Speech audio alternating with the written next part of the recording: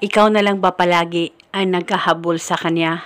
Halos mababaliw ka sa kakahabol sa partner mo dahil sa sobrang mahal na mahal mo siya pero ikaw ay baliwala na niya.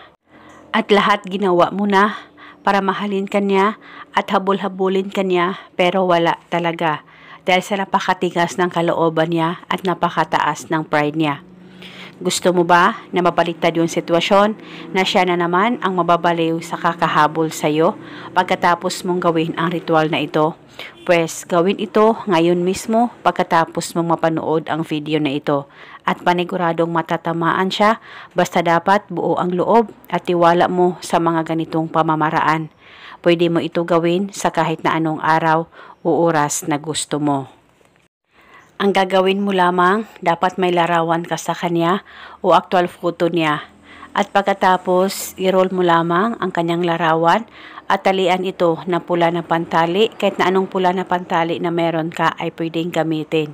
At pagkatapos mo na itong matalian, kumuha ka lamang ng plastic o ziplock, ilagay itong larawan niya at pagkatapos maglagay ka rin ng isang kutsarang asukal.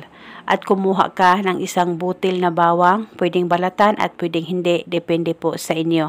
At pagkatapos, ilagay mo rin ang isang butil na bawang. At nang malagay mo na lahat, hawakan mo muna saglit ang ritual, pakaisipin mo siya ng mabuti, mag-focus at mag-concentrate ka at ibulong mo ang spell na ito.